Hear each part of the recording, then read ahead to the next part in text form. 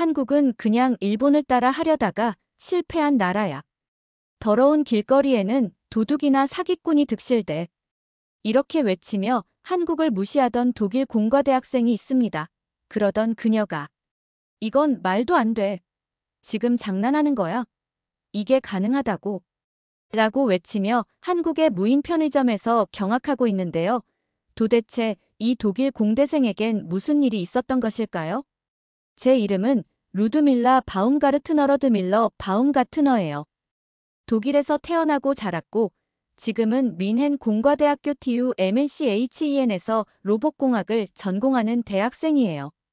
독일에서도 손꼽히는 명문 공대에서 공부하고 있는 만큼 저는 항상 서구의 기술이 세계 최고라고 믿어왔어요. 어릴 때부터 자연스럽게 유럽과 미국이 세계 기술을 선도한다고 생각해왔어요. 독일은 정밀 기계와 자동차 산업에서 최고이고 미국은 인공지능과 소프트웨어 개발에서 독보적인 위치에 있어요. 이 두 나라가 세계를 이끄는 것이죠. 그런데 동양 국가들은요? 한국, 그냥 일본 따라하는 나라 아니야? 독일과 비교하면 모든 면에서 한참 부족하겠지. 솔직히 저는 일본은 인정하지만 한국이나 중국 같은 나라들은 선진국이라는 개념과는 거리가 멀다고 생각했어요. 우리 집안은 오래전부터 공학과 기계산업에 종사해왔어요. 자연스럽게 저도 로봇공학을 전공하게 되었죠. 독일 하면 뭐가 떠오르세요? 세계 최고 수준의 자동차 산업, 정밀한 기계 기술, 철저한 시스템, 그리고 유럽 경제의 중심. 저는 그런 독일을 자랑스럽게 생각하며 살아왔어요. 독일이야말로 기술과 산업의 선두를 달리는 나라라고 믿었어요. 그런데 요즘 독일은 전처럼 강하지 않아요. 독일 경제가 흔들리고 있어요. 러시아-우크라이나 전쟁이 길어지면서 독일 경제도 큰 타격을 받고 있어요. 독일 경제는 그래도 여전히 탄탄하지 않나? 라고 생각하실 수도 있지만 현실은 그렇지 않아요. 전쟁 이후 에너지 가격이 폭등했어요. 독일은 오랫동안 러시아산 천연가스에 의존해왔는데 러시아가 가스 공급을 줄이면서 에너지 위기가 시작된 거예요. 전기료와 난방비가 급격히 올라서 많은 가정과 기업들이 어려움을 겪고 있어요. 물가는 계속 치솟고 있어요. 식료품 가격도 예전보다 훨씬 비싸졌고 외식 한 번 하는 것도 부담이 될 정도예요. 유럽의 경제 강국이라 불리는 독일도 지금은 불안한 상황이에요. 산업도 예전 같지 않아요. 독일 자동차 산업은 전기차 시대에 빠르게 적응하지 못하고 있어요. 미국과 중국 기업들이 전기차 시장을 선점하면서 독일의 대표 기업들이 위기를 맞고 있어요. 테슬라와 비아디디 같은 기업들은 빠르게 성장하는데 독일 기업들은 여전히 내연기관 자동차에 의존하는 경향이 있어요. 게다가 미국과 중국의 경쟁 속에서 유럽 경제 전체가 흔들리고 있어요. 미국은 자국 기업을 보호하기 위해 인플레이션 감축법을 시행하고 중국은 자국 산업을 지원하면서 유럽 기업들이 설 자리를 점점 잃고 있어요. 유럽이 세계 경제의 중심이 아니라 점점 뒤처지고 있는 것 같아요. 경제가 어려워지면서 독일 사회 분위기도 변하고 있어요. 외국인들이 일자리를 빼앗고 있다. 이민자들이 사회 시스템을 악화시키고 있다. 이런 말들을 하는 사람들이 점점 많아지고 있어요. 독일에서는 신나치주의자들 니오-나치즈이 다시 힘을 얻고 있어요. 이들은 독일이 예전처럼 강한 나라로 돌아가야 한다고 주장하면서 외국인과 이민자를 비난하고 있어요. 거리에서 극우 성향의 시위가 열리는 걸 보는 것도 더 이상 낯설지 않아요. 사실 저희 할아버지는 나치당 당원이었어요. 어릴 때부터 할아버지는 독일이 얼마나 위대한 나라였는지 이야기하곤 하셨어요. 옛날에는 독일이 유럽의 중심이었고 누구도 우리를 무시하지 못했지. 지금은 나라가 약해졌어. 독일은 다시 강해져야 해.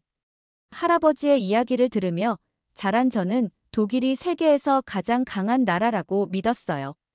물론 우리 가족은 현대적인 가치관을 가지고 있어요. 나치의 이념을 따르는 건 아니지만 독일이 강한 나라였다는 이야기를 들으며 성장한 저는 자연스럽게 독일이 세계의 중심이라고 생각하며 살았어요. 제가 다니는 대학교에는 중국인 유학생들이 많아요. 그리고 그들 중 몇몇과는 꽤 친하게 지내고 있어요. 특히 리우 지아하오와 천 웨이리는 같은 전공을 공부하는 친구들이에요. 리우는 상하이 출신으로 부모님이 공산당 간부라서 엄청나게 부유하게 자랐어요. 그리고 그는 항상 중국이 세계 최고의 국가라고 믿고 있었어요. 웨이린도 마찬가지였어요.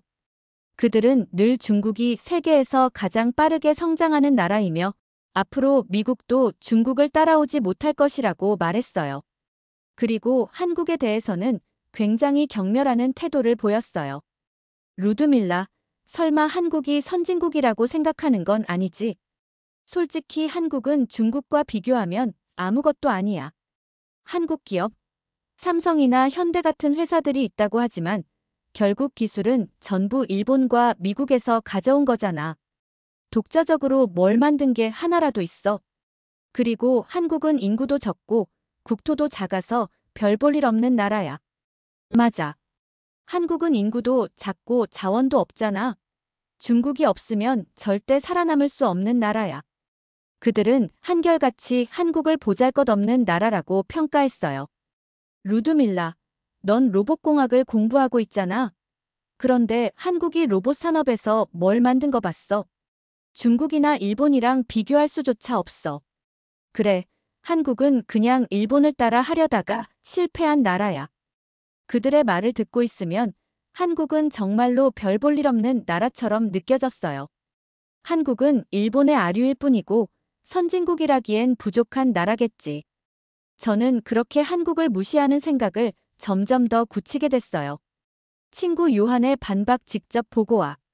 그렇게 한국에 대한 편견을 더 깊게 가지던 어느 날 독일인 친구 요한과 마르틴과 저녁을 먹으며 이야기를 나누게 됐어요. 루드밀라, 넌 한국을 너무 과소평가하는 것 같아. 그럴 리가. 한국은 일본을 따라하는 수준이고 독일과 비교하면 모든 면에서 한참 부족한 나라잖아. 아직도 그런 생각을 해?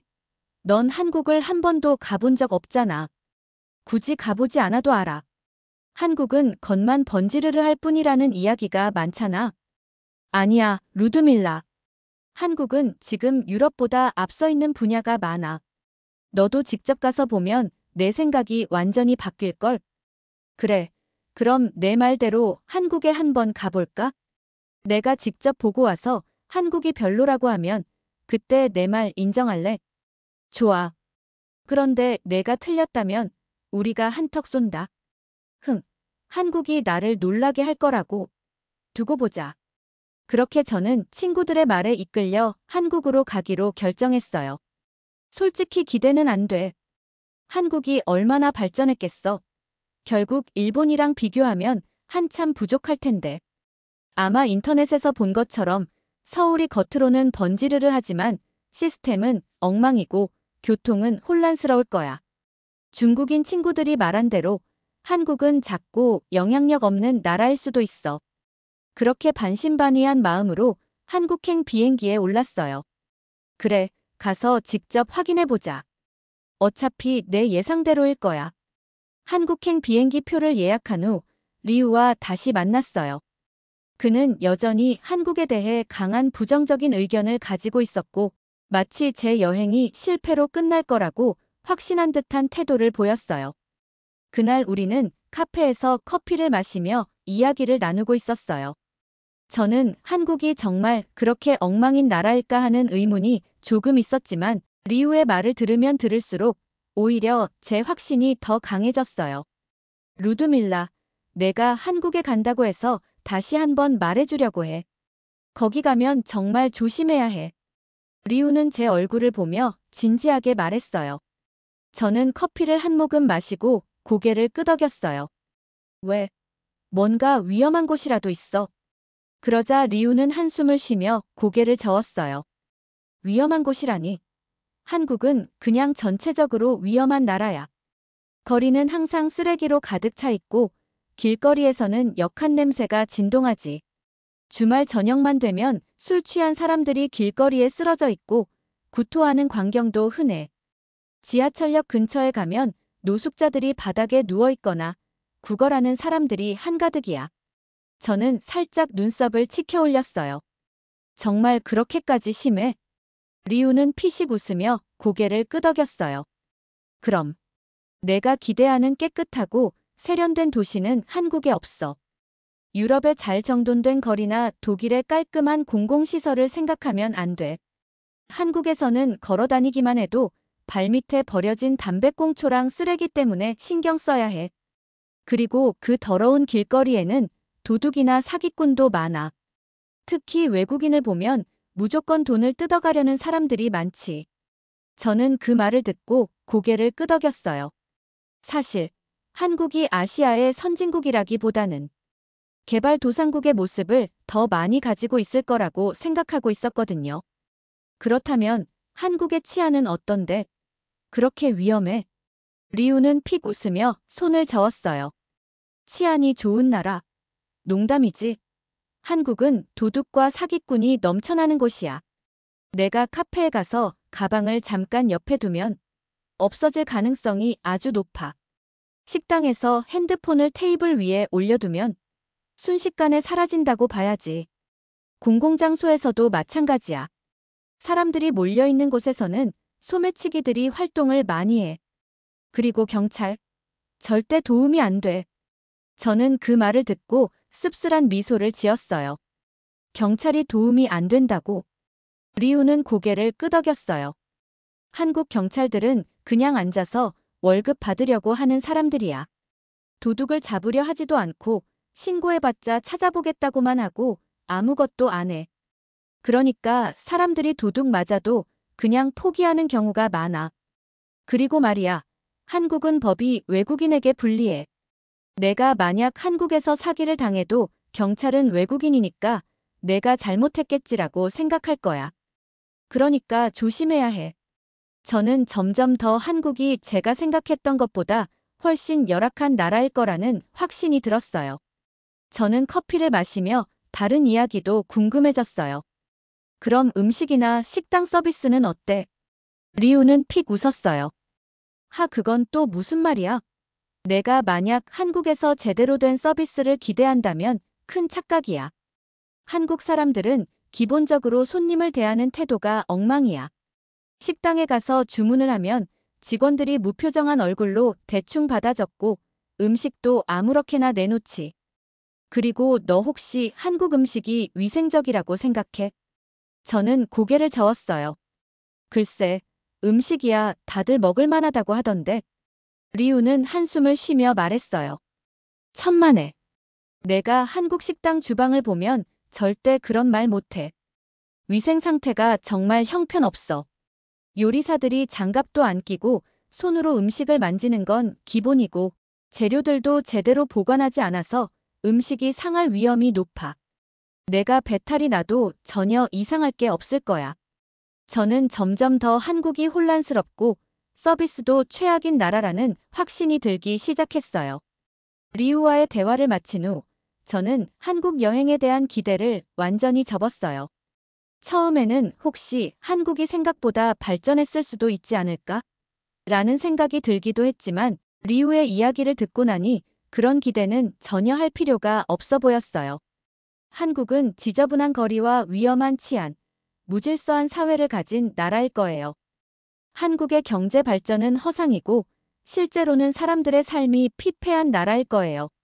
한국은 사기꾼과 도둑이 넘쳐나고 외국인을 이용하려는 사람들이 많을 거예요.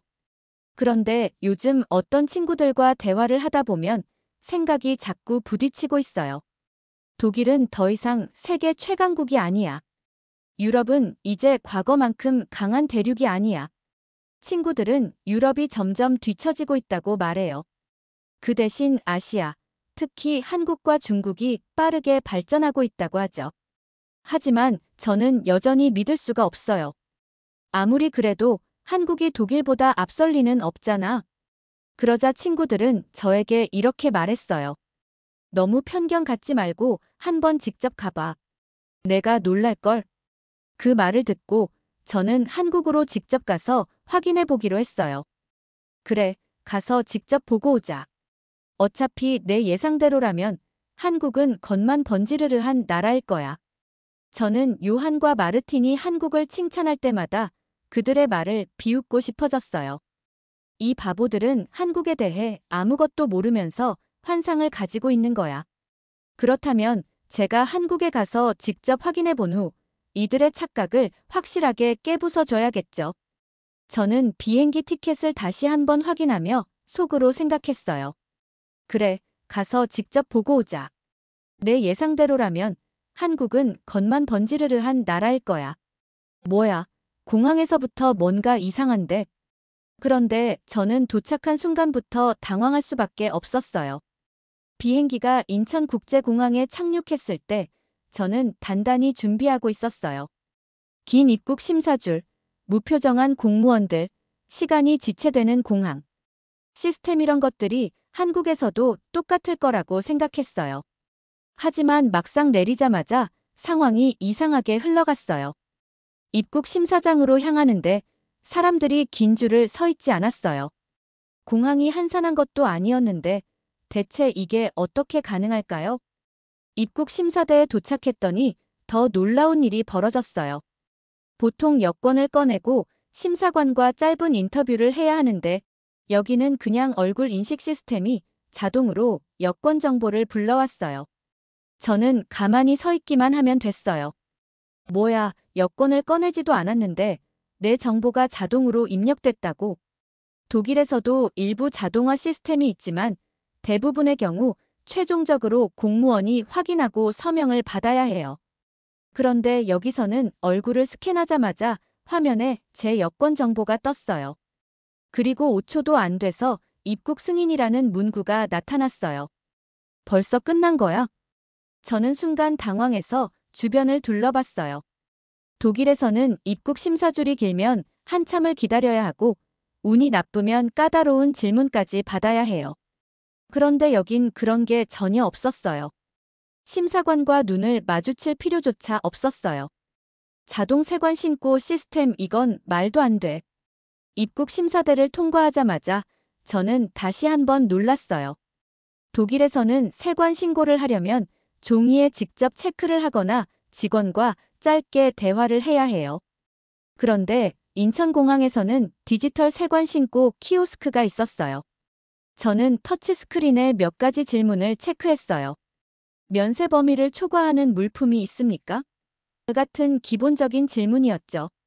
그런데 이 시스템은 단순히 정보를 입력받는 게 아니었어요.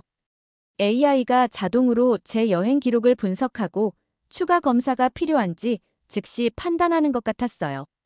이거 진짜 AI로 운영되는 거야? 더 놀라운 건 제 수화물이 세관 검사를 통과하는 방식이었어요. 보통 공항에서는 수화물을 직원이 직접 확인하고 의심 가는 물품이 있으면 다시 개봉해서 검사하는데 여기는 자동 시스템으로 스캔을 진행했어요. 그리고 결과가 바로 제 스마트폰으로 전송됐어요. 뭐야, 이렇게 빠르게 끝난다고? 저는 독일 공항에서 한참을 기다려야 했던 경험이 떠올랐어요. 직원들이 서류를 검토하는 동안 한참을 서 있어야 했고 가끔은 괜한 질문을 받기도 했죠. 그런데 여기서는 모든 절차가 1분 만에 끝났어요. 독일보다 더 빠르고 편리하잖아. 이제야 실감이 나기 시작했어요. 한국이 내가 생각했던 것과는 전혀 다른 나라일 수도 있다는 걸요. 두 번째 충격 AI 기반 공항 택시 시스템. 하지만 진짜 충격은 아직 시작도 안 했어요. 저는 공항을 빠져나와 택시를 타기 위해 이동했어요. 사실 저는 택시를 잡기가 어려울 거라고 예상했어요. 독일에서도 공항에서 택시를 잡으려면 줄을 서거나 직접 손을 흔들어야 하거든요. 그런데 뭐야, 택시가 자동으로 예약됐다고?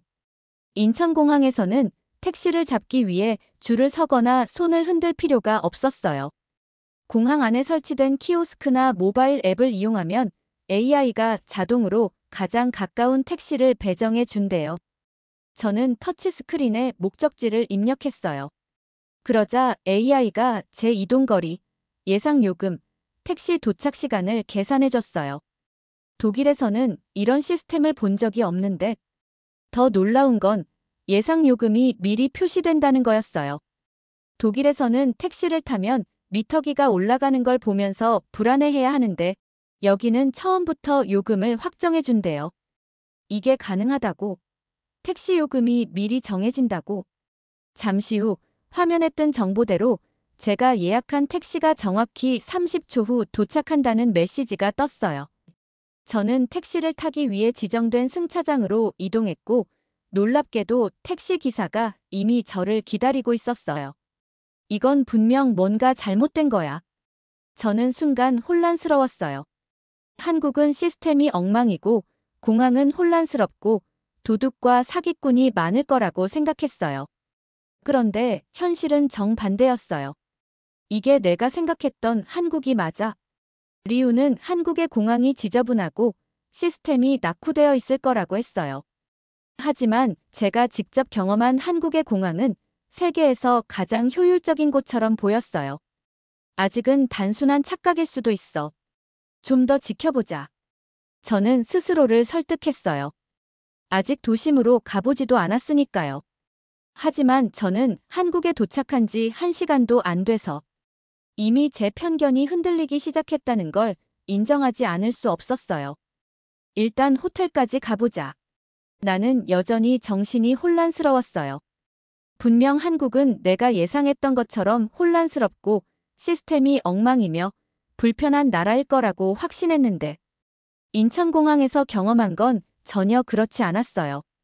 그래도 아직 도심으로 가보지 않았잖아. 공항은 어디나 잘 정돈되어 있는 법이야. 스스로를 설득하며 공항을 빠져나왔어요.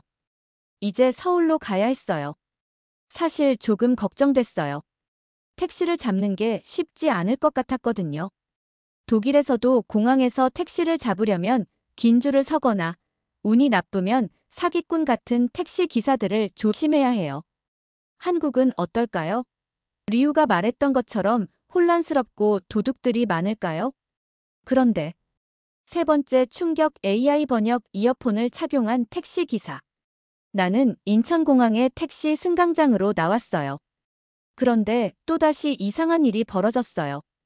뭐야? 택시가 자동으로 배정됐다고? 나는 별도로 택시를 부른 적이 없어요. 그런데 아까 공항 키오스크에서 목적지를 입력했더니 그 정보가 자동으로 택시 시스템에 연결된 모양이었어요. 내 이름이 적힌 전광판이 보이고 화면에는 5초 후 도착이라는 메시지가 떠 있었어요. 독일에서는 이런 시스템을 본 적이 없는데 나는 지정된 택시 승강장으로 걸어갔어요. 곧바로 내가 예약한 택시가 정확한 위치로 들어왔고 기사님이 문을 열어주셨어요. 나는 택시에 타자마자 긴장했어요. 한국어를 전혀 못하니까 기사님과 대화가 통하지 않을까봐 걱정됐거든요.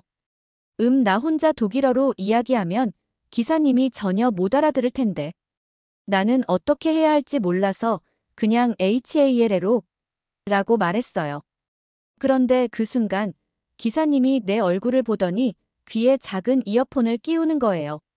그리고는 GUTEN 태그 WILLKOMMEN in Korea WOHIN MCHTENC FAHREN 안녕하세요.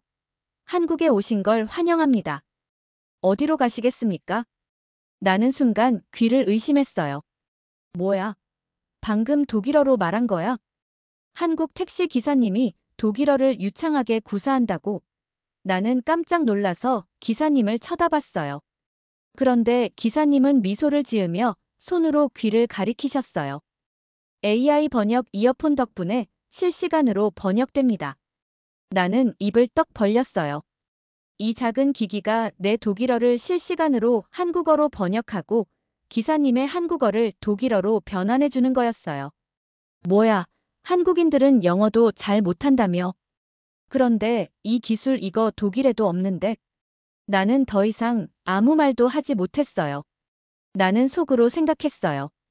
이게 진짜 실시간으로 번역이 되는 거야? 실제로 기사님과 대화를 이어가 보니 번역이 꽤 자연스러웠어요. 물론 아주 가끔 부자연스러운 문장이 나왔지만 대화하는데 전혀 문제가 없을 정도였어요. 독일에서도 구글 번역이나 AI 번역기가 있지만 실시간으로 이렇게 매끄럽게 대화할 수 있는 건 없는데 나는 어쩔 수 없이 인정해야 했어요. 이 기술은 독일보다 확실히 앞서 있었어요. 하지만 마음 한편에서는 여전히 한국을 인정하기 싫었어요. 이건 그냥 일부 택시에만 도입된 거겠지. 한국 전체가 이럴 리 없어. 나는 기사님께 다시 한번 물어봤어요.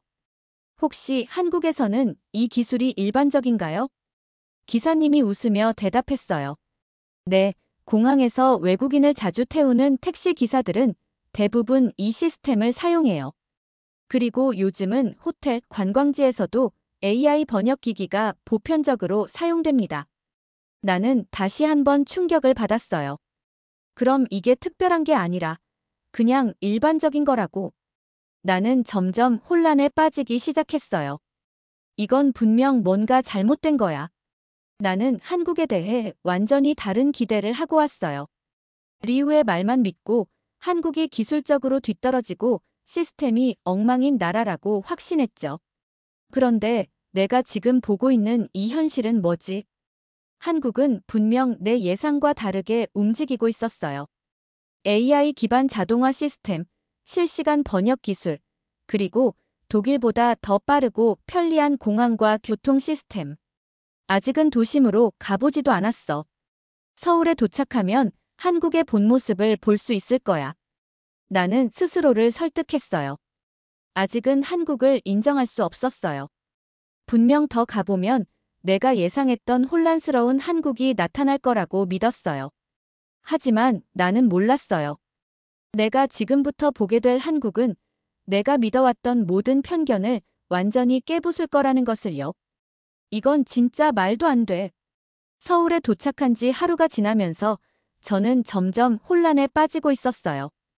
공항의 자동화 시스템, AI 기반 택시 예약 시스템, 그리고 실시간 번역 이어폰까지 이 모든 것이 제가 예상했던 한국과 너무나도 달랐어요. 하지만 아직은 우연일 수도 있어. 한국 전체가 이렇게 발전했을 리는 없어. 그래서 저는 다음 일정을 직접 경험해 보기로 했어요. 오늘은 서울을 좀 더 자유롭게 돌아다니기 위해 렌터카를 빌려보려 했어요. 네 번째 충격 한국의 렌터카 시스템. 독일에서는 렌터카를 빌리는 것이 상당히 번거로운 절차예요. 보통 최소 한 달 전에 예약을 해야 하고 계약서를 작성하는 데에도 꽤 시간이 걸려요. 게다가 차량 상태 점검도 직접 꼼꼼하게 해야 해요. 조금이라도 흠집이 있으면 나중에 문제될 수 있기 때문에 차량을 빌리기 전에 사진을 찍어두는 것이 필수죠. 한국에서도 비슷하겠지. 저는 그렇게 생각하면서 렌터카를 빌리기 위해 검색을 해봤어요. 그런데 앱으로 3초 만에 예약이 가능하다고. 설마 하고 어플을 열어보니 화면에 현재 위치에서 가장 가까운 렌터카 업체가 표시되었어요. 그리고 차량 선택 옵션도 아주 다양했어요. SUV, 세단, 전기차 다 있네. 그런데 이걸 진짜 앱으로 바로 빌릴 수 있다고? 의심스러웠지만 한번 해보기로 했어요. 저는 그냥 가장 기본적인 세단을 선택했고 즉시 대여 버튼을 눌렀어요. 그 순간 화면이 바뀌면서 예약 완료라는 메시지가 떴어요. 뭐, 벌써 된 거야? 독일에서는 예약을 하고 나면 최소 몇 시간이 걸리거나 심하면 며칠 뒤에나 차량을 받을 수 있는데 여기는 지금 당장 바로 사용할 수 있다고요? 조금 의심스러운 마음으로 안내된 렌터카 업체로 걸어갔어요. 그런데 거기서 더 놀라운 일이 벌어졌어요. 검사 과정이 필요 없다고. 독일에서는 차량을 빌릴 때 직원이 나와서 차 상태를 확인하고 계약서를 작성하는데 여기는 그런 절차가 전혀 없었어요. 렌터카 직원이 환하게 웃으며 말했어요. 앱에서 예약하셨죠? 차 키는 저기 보관함에서 QR코드를 스캔하시면 자동으로 받을 수 있습니다. 아니, 사람이 직접 확인하지도 않는다고. 저는 의심스러운 마음으로 QR코드를 스캔했어요. 그러자 보관함이 자동으로 열리면서 차 키가 튀어나왔어요. 이게 가능하다고. 직원이 덧붙였어요. 그리고 차량 상태 점검은 AI 시스템이 이미 마쳤습니다. 고객님께서 따로 확인하실 필요는 없습니다. 차 상태를 내가 안 봐도 된다고. 보통 독일에서는 차량을 받기 전에 직원과 함께 확인하고 혹시라도 기스나 흠집이 있으면 서류에 적어야 해요. 그렇지 않으면 반납할 때 문제가 생길 수도 있거든요. 그런데 여기서는 그런 절차가 전혀 없었어요. 만약 문제가 생기면 어떻게 하지? 그 생각이 들자마자 직원이 말했어요. AI가 출발 전후로 차량 상태를 자동으로 점검하고 있습니다. 사용 중에 문제가 발생하면 자동으로 기록되니 걱정하지 않으셔도 됩니다. 이거 미래에서 온 기술 아니야? 나는 점점 혼란에 빠졌어요. 아직은 한국을 인정할 수 없어. 저는 아직 한국이 독일보다 앞서 있다고 인정하고 싶지 않았어요. 이건 그냥 일부 서비스가 좋은 거겠지. 한국 전체가 이럴 리 없어. 하지만 하루 동안 겪은 경험만으로도 제가 믿어왔던 많은 것들이 흔들리고 있었어요. 한국이 단순히 일본을 따라하는 나라일 뿐이라는 생각, 내가 잘못 알고 있었던 걸까? 나는 그렇게 깊은 고민에 빠진 채 렌터카를 타고 서울 시내로 출발했어요. 하지만 나는 아직 몰랐어요. 이 여행이 내 모든 편견을 완전히 무너뜨릴 거라는 것을. 망했다. 내 스마트폰이 사라졌어. 서울에서의 여행은 제 예상과는 다르게 흘러가고 있었어요. 원래라면 공항에서부터 혼란스럽고 불편한 경험을 했어야 하는데 오히려 독일보다 편리한 시스템에 계속 놀라고 있었죠. 그렇다고 해서 한국을 완전히 인정한 건 아니었어요. 분명 어디선가 큰 문제가 생길 거라고 생각했어요. 한국이 이렇게 완벽할 리 없어. 실체를 직접 봐야 해. 그런 생각을 하며 서울의 거리를 걸어 다녔어요. 하지만 예상치 못한 방식으로 위기가 찾아왔어요. 설마 스마트폰을 택시에 두고 내린 건 아니겠지? 저는 주머니를 뒤지고 가방을 열어봤어요. 없었어요. 스마트폰이 사라졌어요. 순간 심장이 철렁 내려앉았어요. 저는 그제야 스마트폰이 없으면 얼마나 무력해지는지를 깨달았어요. 이제 내 일정도 다 망쳤고 연락도 못해.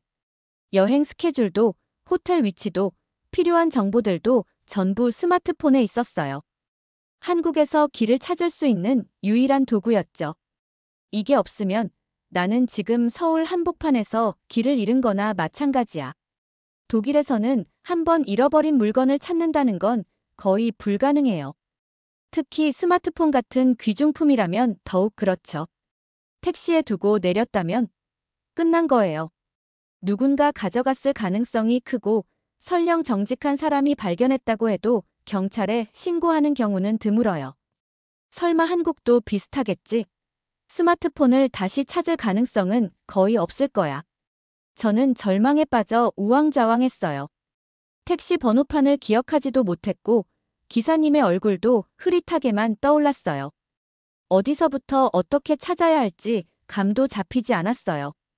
그 순간 머릿속을 스친 생각이 있었어요. 혹시 한국 경찰에 가야 하나? 하지만 리우의 말이 떠올랐어요. 한국 경찰? 아무 소용 없어. 그냥 시간 낭비야. 그래, 포기하는 게 빠르겠어. 이건 내 실수야. 그렇게 생각하며 체념하려던 순간 제 호텔 프런트 데스크에서 갑자기 저를 불렀어요. 손님, 혹시 스마트폰을 분실하셨습니까? 저는 깜짝 놀라며 고개를 들었어요. 네. 제 스마트폰을 찾으셨나요? 프런트 직원이 미소를 지으며 말했어요. 조금 전에 택시 회사에서 연락이 왔습니다. 손님께서 타셨던 차량에서 스마트폰을 발견했고 지금 다시 가져다 드릴 예정이라고 합니다. 뭐? 순간 무슨 말을 들은 건지 이해가 되지 않았어요. 제 스마트폰을 찾아서 다시 배달해 준다고요? 이게 가능하다고요? 어떻게? 직원은 태연하게 대답했어요. 네, 한국에서는 대부분의 택시에 AI 기반 분실물 추적 시스템이 적용되어 있습니다.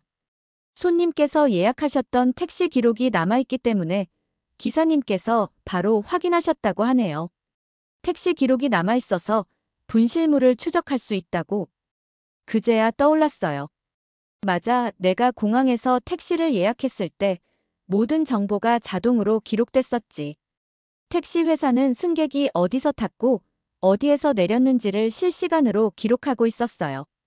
그러니까 스마트폰을 분실한 승객이 있다면 자동으로 추적이 가능한 시스템이었던 거예요. 아니, 이게 진짜로 작동한다고? 독일에서는 이런 시스템을 본 적이 없었어요. 스마트폰을 택시에 두고 내렸다면 그냥 끝이에요. 하지만 한국에서는 단 몇 분 만에 추적이 끝났어요. 몇 분 후, 프런트 직원이 다시 저를 불렀어요. 손님, 스마트폰을 받으러 가시면 됩니다. 택시 기사님께서 호텔 앞에 도착하셨습니다. 저는 믿을 수 없다는 듯이 호텔 로비로 나갔어요. 그리고 거기에는 아까 제가 탔던 택시가 서 있었어요. 기사님이 차에서 내리더니 제게 다가와 스마트폰을 직접 건네주셨어요. 손님, 여기 있습니다. 잃어버리셔서 많이 당황하셨죠? 저는 정말 할 말을 잃었어요. 저는 한국에서는 도둑이 많고 외국인은 물건을 잃어버리면 다시 찾을 수 없을 거라고 생각했어요. 그런데 현실은 정반대였어요. 이걸 정말 돌려주신다고요? 기사님은 웃으며 말했어요. 한국에서는 이런 일이 자주 있습니다. 걱정하지 마세요. 저는 순간 울컥했어요. 한국은 내가 생각했던 나라가 아니야. 이제 더 이상 부정할 수 없어. 저는 한국이 낙후되고 시스템이 엉망이며 시민의식이 부족할 거라고 확신했어요. 하지만 지금 내 눈앞에서 벌어진 일은 완전히 반대였어요. 한국은 세계에서 가장 발전된 시스템을 가지고 있어. 그리고 한국 사람들은 정말 정직해. 이 순간 저는 처음으로 한국을 인정할 수밖에 없었어요. 한국은 그냥 일본을 따라하는 나라일 뿐이라는 생각 내가 완전히 잘못 알고 있었던 걸까? 저는 스마트폰을 손에 쥐고 깊은 생각에 빠졌어요. 내가 이제까지 얼마나 편협하게 세상을 보고 있었던 걸까? 그리고 저는 깨달았어요. 내 편견은 완전히 무너지고 있다는 것을요. 더 이상 부정할 수가 없군. 저는 여전히 한국을 완전히 받아들일 준비가 되어 있지 않았어요. 공항에서의 자동화 시스템, AI 번역 이어폰, 렌터카의 놀라운 편리함, 그리고 심지어 잃어버린 스마트폰을 몇 분 만에 다시 찾은 경험까지 모든 것이 제가 알고 있던 한국과 너무 달랐어요. 그래도 아직은 우연일 수도 있어. 한국이 이렇게까지 발전했을 리 없어. 하지만 마지막으로 가장 놀라운 경험이 기다리고 있었어요. 그날 저녁, 저는 호텔 근처를 산책하다가 무인 편의점을 발견했어요. 무인 편의점. 한국에서는 사람이 없이 운영되는 완전 무인 편의점이 곳곳에 있다고 했어요. 저는 호기심이 생겼어요. 독일에서도 자동화된 시스템이 일부 도입되긴 했지만 완전히 사람이 없는 편의점은 아직 드물어요. 직원이 없으면 물건을 어떻게 결제하지? 저는 문 앞에서 잠시 머뭇거렸어요. 그런데 출입문 옆에 작은 카메라가 설치되어 있었어요. 얼굴 인식을 통해 입장하세요. 얼굴 인식? 저는 그동안 한국에서 AI 기술을 몇 번 경험했기 때문에 이제는 어느 정도 익숙해졌다고 생각했어요. 하지만 이건 또 다른 차원의 기술이었어요. 이거 실제로 작동하는 거야? 조심스럽게 카메라 앞에 서자 스캔이 진행되더니 문이 자동으로 열렸어요. 우와!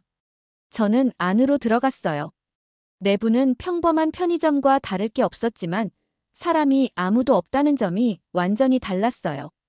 저는 매장을 돌아다니며 음료수 하나를 집었어요. 그런데 그 순간 천장에서 작은 스피커에서 음성이 나왔어요. 손님, 고객님의 장바구니에 제로 콜라가 추가되었습니다. 뭐? 장바구니에 추가되었다고? 저는 물건을 스캔하지도 않았어요. 그런데 AI가 제가 집은 제품을 자동으로 인식해서 장바구니에 추가하고 있었어요. 이게 가능하다고? 더욱 놀라운 건 선반에 있던 콜라를 다시 내려놓았을 때였어요. 장바구니에서 제로 콜라가 제거되었습니다. 장난하는 거야? 이 편의점에서는 손님이 어떤 물건을 집었는지 AI가 자동으로 인식하고 다시 내려놓으면 구매 취소까지 자동으로 처리되고 있었어요. 이건 독일에서는 본 적이 없는데 나는 도대체 왜 한국 기술을 이렇게 무시했던 걸까? 저는 한국이 서구보다 기술적으로 뒤처진 나라라고 확신했어요. 한국의 기술은 일본을 따라하는 수준일 뿐이고 서구보다 한참 부족할 거야. 한국은 아직도 현금을 많이 사용하고 시스템이 느릴 거야. 하지만 제가 직접 경험한 한국은 완전히 자동화된 미래 도시였어요. 이건 독일에서도 실험 단계인데 한국에서는 이미 실생활에 적용된 기술이잖아. 저는 순간 부끄러워졌어요. 내가 단순히 내 편견을 지키기 위해 한국의 발전을 인정하지 않으려 했던 거야. 한국은 내가 생각했던 것과 전혀 다른 나라였다. 이제 더 이상 부정할 수 없어. 한국은 단순히 발전된 나라가 아니었어요. 미래를 살아가고 있는 나라였어요. 한국은 단순한 선진국이 아니라 오히려 서구가 배워야 할 나라야. 저는 편의점을 나서며 깊은 생각에 빠졌어요. 이제야 알겠어. 한국은 내가 생각했던 것보다 훨씬 더 발전한 나라야. 저는 호텔로 돌아가는 길에 결심했어요. 독일로 돌아가면 친구들에게 한국에서 겪었던 이야기를 들려줘야겠다. 한국은 일본을 따라하는 나라가 아니야. 한국은 그 자체로 독자적인 기술 강국이야. 그리고 저는 앞으로 더 넓은 시각으로 세상을 바라보겠다고 결심했어요. 이 여행은 내 인생을 바꿔놓았다. 오늘의 영상은 여기까지입니다. 오늘의 사연 재미있게 보셨다면 좋아요와 구독 꼭 부탁드립니다.